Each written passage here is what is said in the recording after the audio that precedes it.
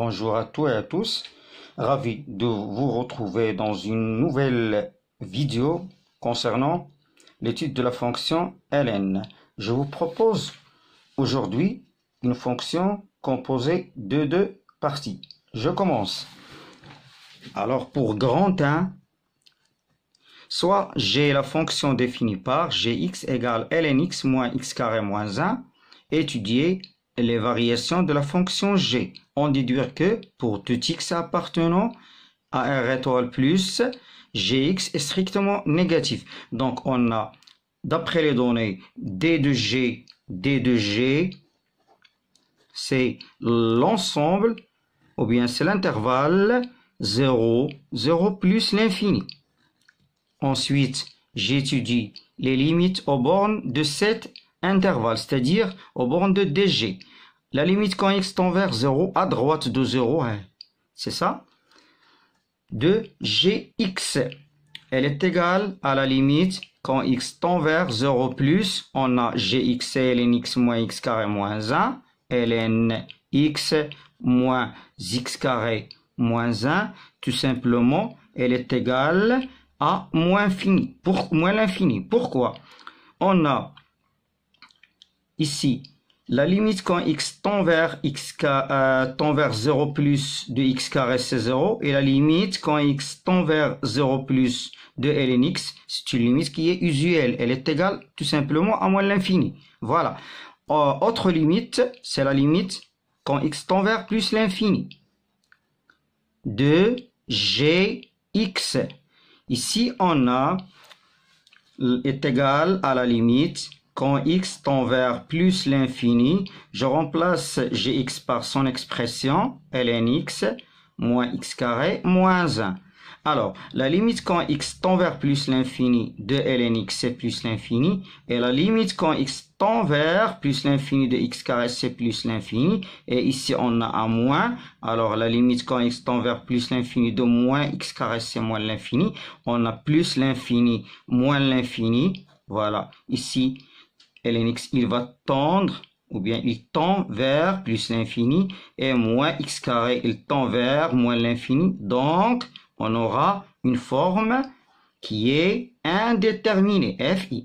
Alors, je dois enlever cette forme indéterminée. Donc, on a la limite quand x tend vers plus l'infini de gx, elle est égale à la limite quand x tend vers plus l'infini. Ici, je dois factoriser par x carré, car j'ai le plus haut degré, c'est x carré. Facteur ici, c'est lnx sur x carré. Alors, x carré, j'obtiens lnx moins, ici, j'ai x carré en facteur. Alors ici, je mets 1 moins 1 sur x carré. D'où, ici, on a, d'après les limites usuelles de la fonction ln, on a la limite quand x tend vers plus l'infini de lnx sur x, c'est tout simplement 0. La limite quand x tend vers plus l'infini de 1 sur x carré, c'est aussi 0. Donc ici, on a 0. Cette limite, il va tendre vers 0. J'obtiens moins 1. Et ici, la limite quand x tend vers, voilà, elle est égale à la limite quand x tend vers plus l'infini de x carré, ici facteur de moins 1, tout simplement, elle est égale à moins l'infini. Ici, moins 1 fois plus l'infini, c'est moins l'infini. Donc, je dois déterminer, dans ce cas-là, la branche infinie au voisinage de plus l'infini. Détermination de la branche infinie au voisinage de plus l'infini. Alors,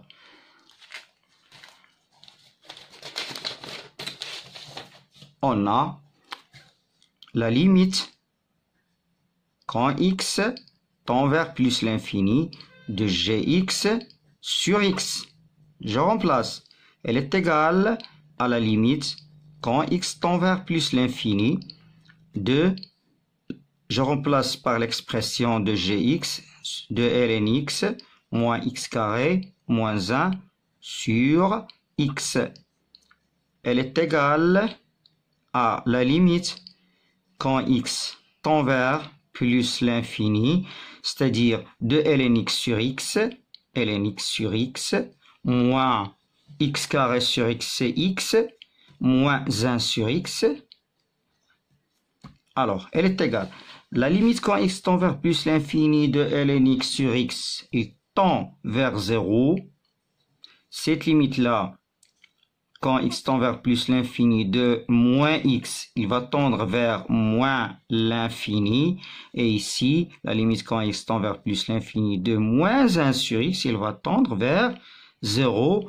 D'où la limite quand x tend vers plus l'infini de gx sur x, elle est égale à moins l'infini. Qu'est-ce qu'on peut-on conclure? Alors, conclusion. CF, on dit que CF, c'est G, c'est-à-dire la représentation graphique de la fonction G admet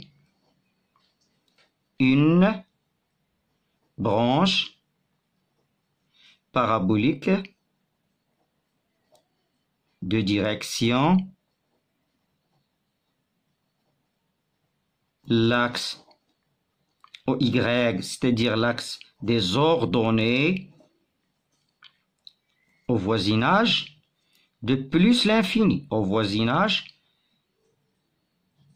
de plus l'infini. Voilà la branche parabolique au voisinage de plus l'infini. Ensuite, je détermine la fonction dérivée de la fonction g. Donc, on a pour tout x appartenant à l'intervalle 0 plus l'infini ou bien à l'ensemble R étoile plus, c'est la même chose.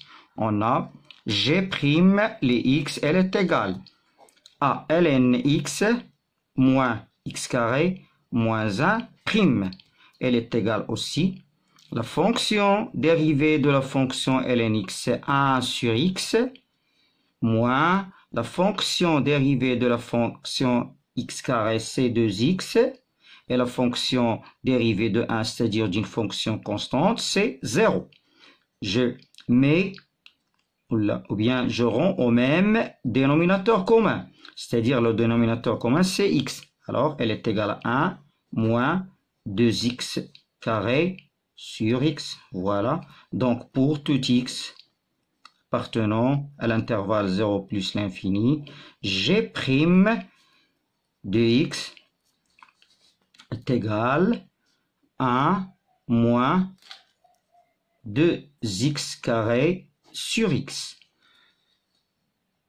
On passe maintenant à l'étude du signe de la fonction g'. Donc, étude du signe de g' x sur l'intervalle 0 plus l'infini. On a ici g' les x, elle est égale à 1 moins 2x carré sur x. On a pour cet intervalle-là 0 plus l'infini, x, elle est toujours positive. Donc le signe de g' est celui de 1 moins 2x carré. Donc le signe de g' de x est celui de 1 moins 2x carré. Alors, g' les x est égal à 0 signifie, équivalent de dire que 1 moins 2x carré est égal à 0. Donc, je résous cette équation du second degré. Elle est égale à 2x carré est égal à 1. Alors, x carré, ou bien x carré est égal à 1 demi. Donc, x, soit elle est égale à 1 demi, ou bien x est égal, non, c'est racine de 1 demi, ou bien x égale à moins racine de 1 demi, c'est-à-dire x égale la racine de 2 sur 2, ou bien x égale à moins racine de 2 sur 2. Cette solution-là est à rejeter, car on travaille dans l'intervalle 0 plus l'infini. Alors, on a donc le tableau de variation de la fonction g est celui-là. G', g. Donc, l'intervalle d'étude, c'est 0 plus l'infini. Ici, la fonction g n'est pas définie au point d'abscisse 0. Je mets 2 barres. Voilà le point d'abscisse racine de 2 sur 2. Alors, je mets ici un 0 car la fonction g' s'annule au point d'abscisse racine de 2 sur 2. Alors, ici, on a signe contraire de g'. On a ici, c'est moins 2. Signe contraire de a, c'est-à-dire le coefficient de x carré. C'est moins 2. Le signe contraire de moins, c'est plus. Alors, ici, plus. Ici, c'est le signe de a, c'est moins. Donc, ici, on a la fonction g est strictement croissante. Ici, la fonction g est strictement décroissante. Je mets les limites. C'est moins l'infini ici. Ici, c'est moins l'infini. Ici, je mets l'image de racine de 2 sur 2 par la fonction g. On a g, les racines de 2 sur 2, elle est égale à ln de racine de 2 sur 2 moins racine de 2 sur 2 le tout carré est moins 1. ln de racine de 2 sur 2, c'est-à-dire c'est ln de, on a à partir du cours ln de a sur b, c'est ln a moins ln b. Donc ln de racine de 2 moins ln 2 et moins racine de 2 sur 2, le tout carré, c'est 2 sur 4, c'est-à-dire 1 demi, et moins 1. Elle est égale, ln de racine de 2, c'est ln de 2 à la puissance 1 demi, c'est-à-dire 1 demi ln de 2 moins ln de 2, et moins, ici c'est moins 1 demi, moins 1, c'est moins 3 demi, moins 3 demi. Tout de suite, on a 1 demi ln2 moins ln2. Voilà, je mets au même dénominateur commun. Alors, c'est moins 1 demi ln2 et moins 2 sur 2 ln2 et moins 3 demi. Moins 2 moins 1, c'est moins 1 demi ln2 moins 3 demi. Elle est égale, ici je mets en facteur moins 1 demi, moins 1 demi,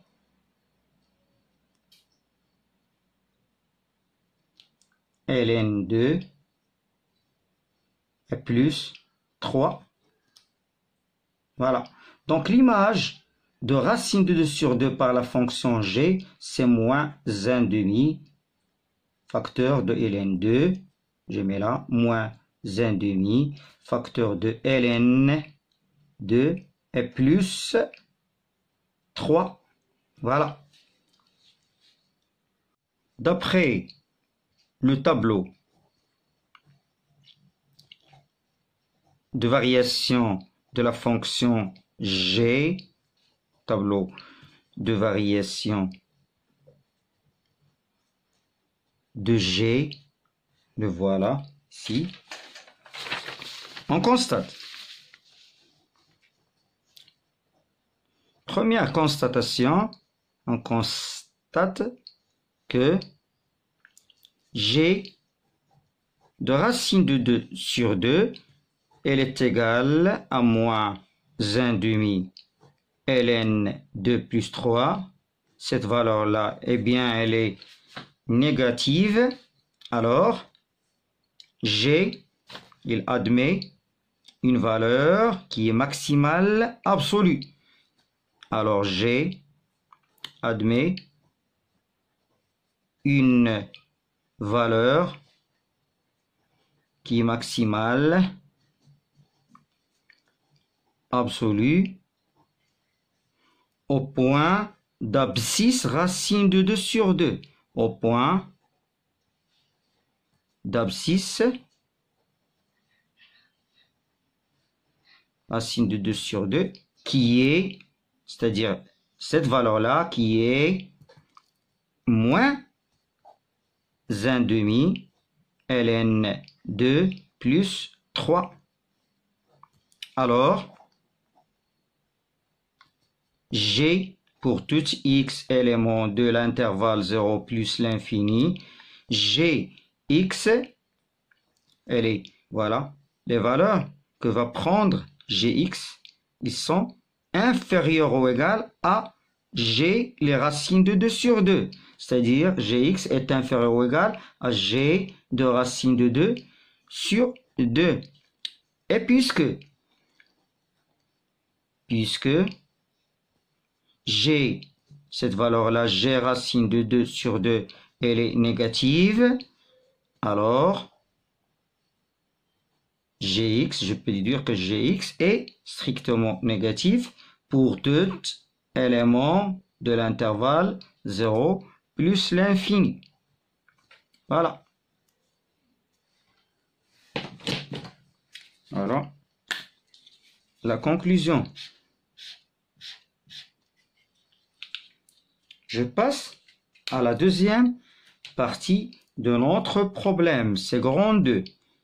Grand 2, il s'agit d'une autre fonction qui est la fonction f définie par fx égale à moins x plus 1 sur x ln de 1 sur x. Alors, premièrement, déterminer df, puis calculer les limites aux bornes de df. Premièrement, détermination de df.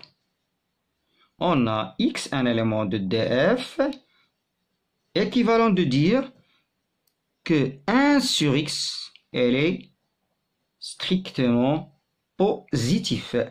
Signifie que x est strictement positif, d'où df, tout simplement, elle est égale à l'intervalle 0 plus l'infini.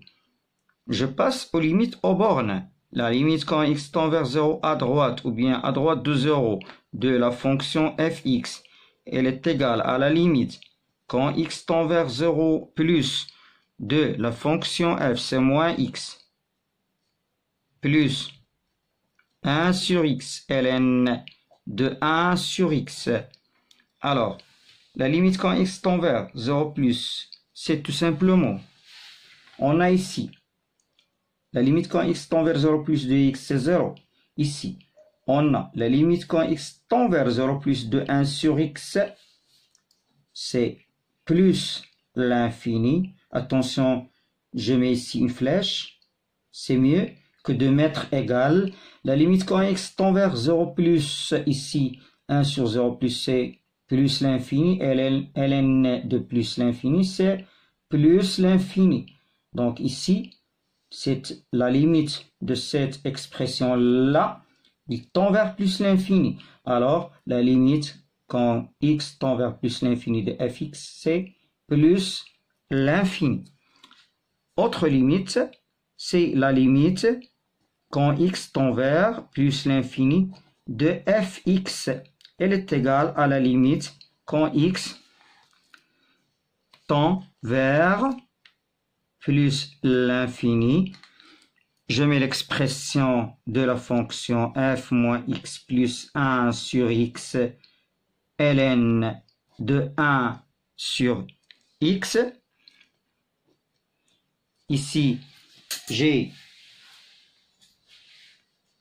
la limite quand x tend vers plus l'infini de moins x, c'est moins l'infini. Et ici, on a cette limite-là, la limite quand x tend vers plus l'infini, c'est plus l'infini, ici c'est 0, ici c'est 0, donc elle est égale à moins l'infini. De préférence, je mets ce qu'on appelle un petit changement de la variable. Alors, Je pose. On pose.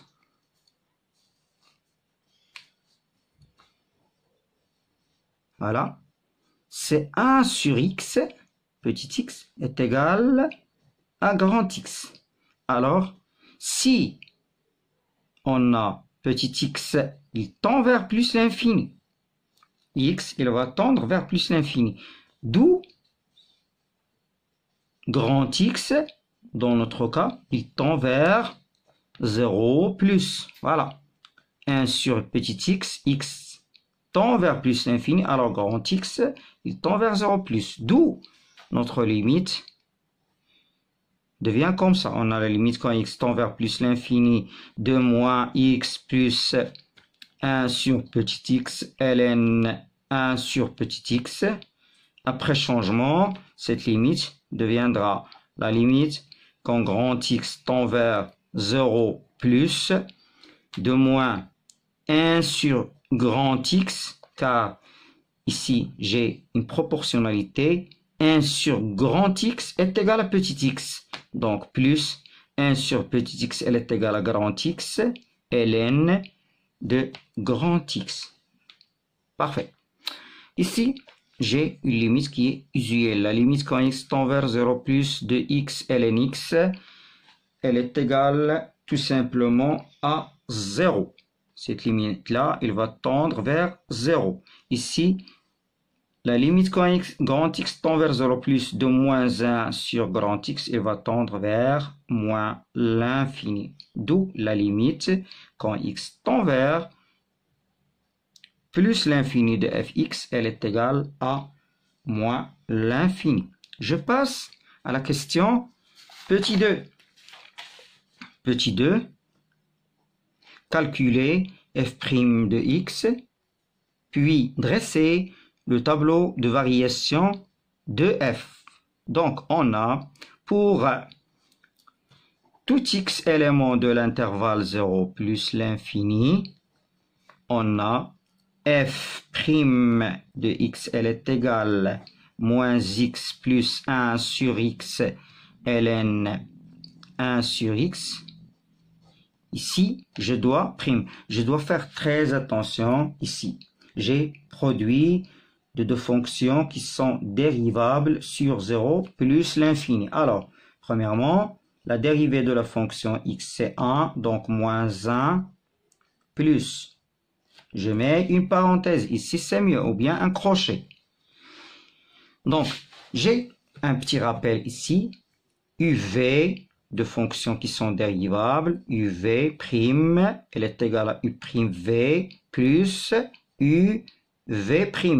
Donc, j'applique cette règle-là. Voilà, cette règle.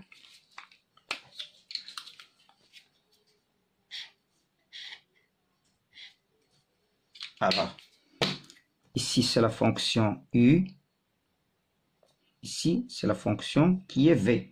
Donc, u', 1 sur x, la dérivée de 1 sur x, c'est moins 1 sur x carré, fois ln de 1 sur x, plus u, c'est 1 sur x, fois la dérivée, voilà, v' de ln 1 sur x. Ici, ln 1 sur x fois. Premièrement, j'ai comme rappel la dérivée de ln ux', elle est égale à u'x sur ux. Donc, fois la dérivée de 1 sur x, c'est moins 1 sur x carré, sur 1 sur x. Ici, c'est 1 sur x carré. Elle est égale à moins 1 plus crochet, moins 1 sur x carré ln de 1 sur x, plus 1 sur x fois, ici j'ai un signe moins, donc moins 1 sur x carré fois l'inverse de cette fonction-là, ou bien de cette expression-là. L'inverse de 1 sur x, c'est x, voilà. Je ferme le crochet, est égal à moins 1 plus moins 1 sur x carré ln 1 sur x plus 1 sur x fois moins. Ici, j'ai moins 1 sur x carré fois x. Je simplifie x par x carré. Il me reste moins 1 sur x. Moins 1 sur x est égal à moins 1 plus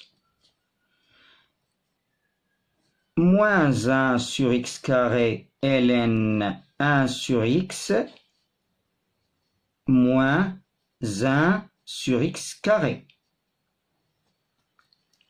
Elle est égale, ici, j'ai un signe moins, un signe moins, un signe moins, je mets moins en facteur pour ne pas trouver des problèmes à propos du signe de la fonction f'. J'ai 1 sur x carré ln 1 sur x plus 1 sur x carré et plus 1. Donc, ce terme-là est toujours positif. Et si j'ai un signe moins, alors f' de x, elle est négatif pour tout x élément de l'intervalle 0 plus l'infini. Alors, pour le tableau de variation de la fonction f, c'est comme suit. X, f' et f. Donc, le domaine d'étude, c'est 0 plus l'infini de barre ici, car la fonction f n'est pas définie sur, au point d'abscisse x égale à 0. Ici, la fonction, on a dit tout à l'heure, la fonction f', elle est strictement négative, voilà, il ne s'annule pas. Donc, à propos de la fonction f, elle est strictement décroissante sur son intervalle d'étude. Cette limite-là, je l'ai trouvée déjà plus l'infini, et si on a moins l'infini. Petit 3, l'étude des branches infinies de C. Petit 3, branche infinie.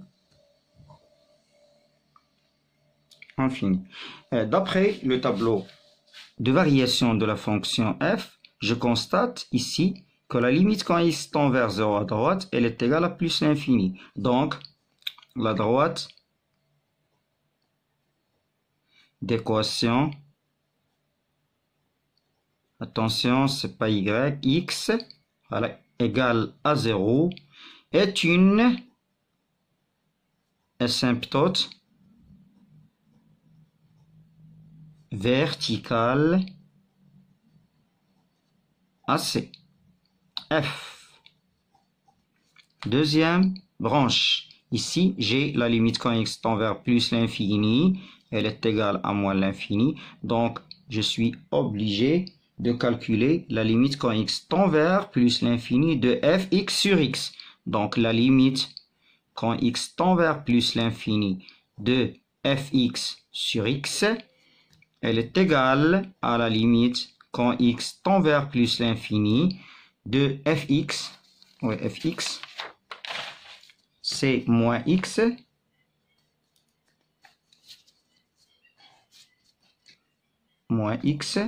plus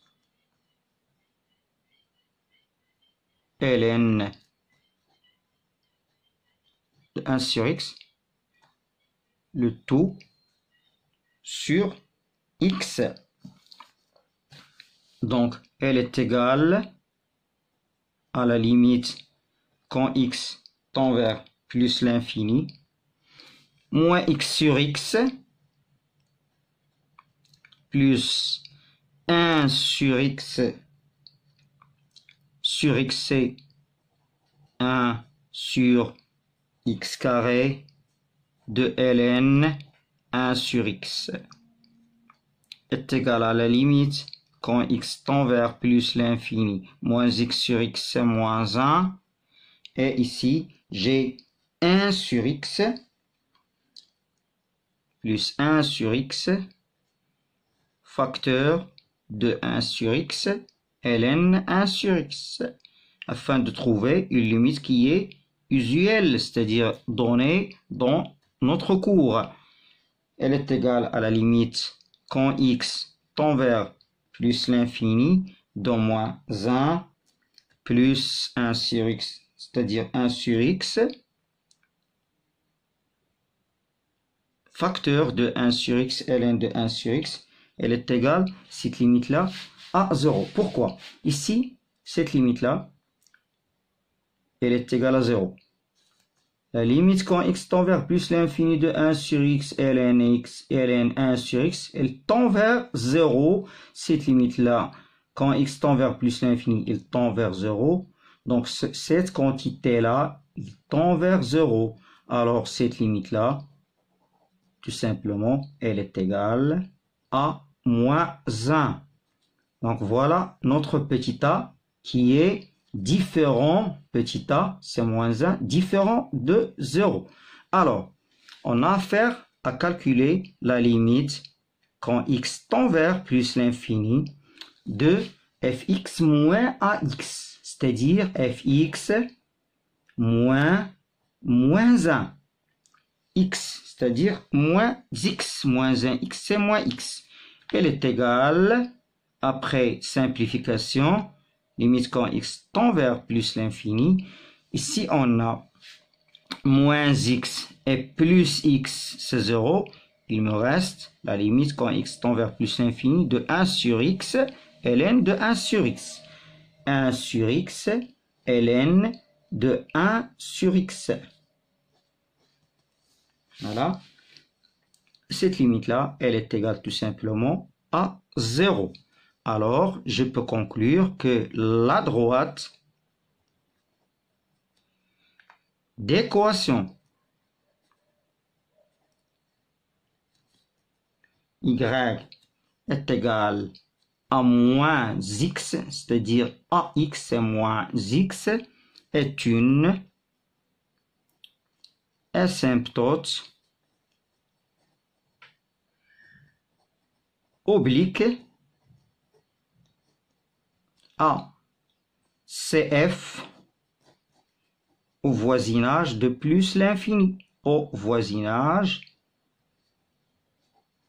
de plus l'infini, voisinage de plus l'infini. Quatrièmement, montrer que l'équation fx égale à 0 admet une unique solution alpha de l'intervalle 1,5, 1. Il s'agit bien du théorème des valeurs intermédiaires. Donc, on montre que l'équation fx égale 0 admet une unique solution de l'intervalle 1,5, 1. Tout d'abord, je dois vérifier que cette fonction-là est continue sur notre intervalle qui est 0 plus infini.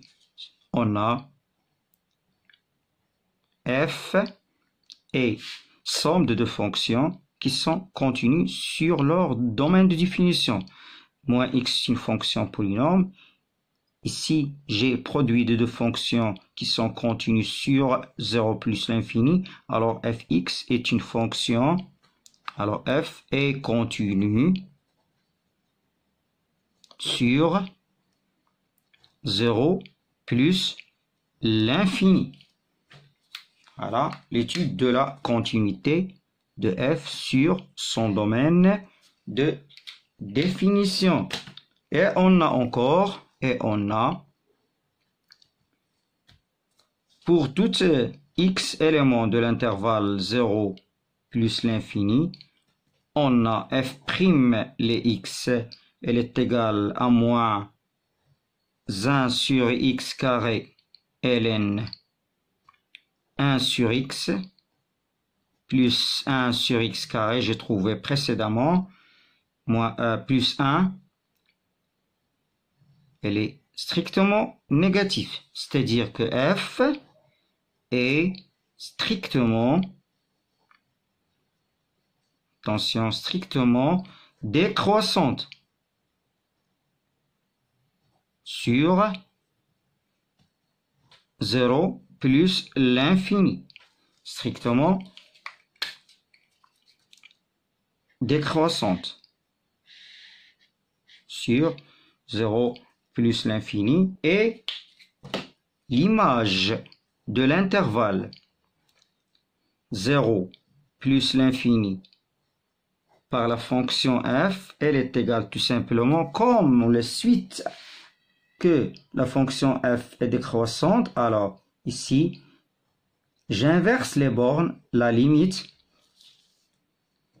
quand x tend vers plus l'infini, c'est la première de fx, et la limite quand x tend vers 0 plus de fx, elle est égale, la limite quand x tend vers plus l'infini de fx, d'après notre tableau de variation, elle est égale à moins l'infini, et la limite quand x tend vers 0 plus de fx, elle est égale à plus l'infini. Et puisque 0, celui-là,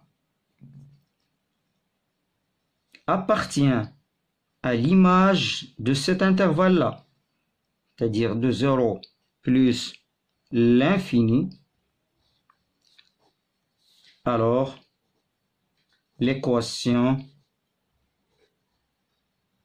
fx égale 0 admet une unique solution que je l'appelle alpha de l'intervalle de 0 plus l'infini 0, et on a f les 1 à calculer, elle est égale à moins 1, à vous de vérifier, et f de 1 demi, elle est égale à moins 1 demi plus 2 ln de 2, et f les 1 demi, elle est strictement positif, et f de 1, elle est négatif, alors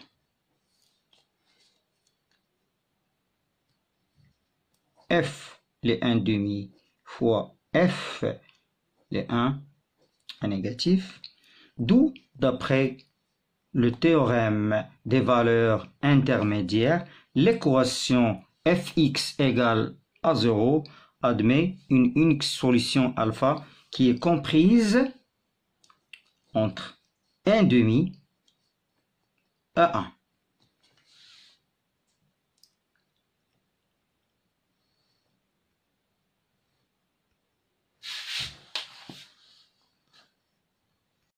Pour la dernière question, il s'agit de la construction de la courbe représentative de la fonction f dans un repère temps normé. Alors, j'ai, d'après le tableau de variation de la fonction f, la fonction f est une fonction strictement décroissante.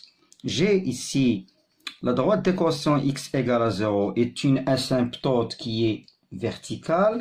Alors, à droite de 0, donc ici, voilà, la fonction f, elle est strictement décroissante, voilà. Ici, j'ai l'asymptote oblique, et ici, la droite d'équation y est égale à moins x, et voilà la courbe représentative de f. Ici, le point de contact entre CF et l'axe des abscisses, voilà, c'est alpha. Voilà, alpha, elle est comprise entre 1 demi, voilà, et 1. Et voilà. Bonne chance à tous. Au revoir.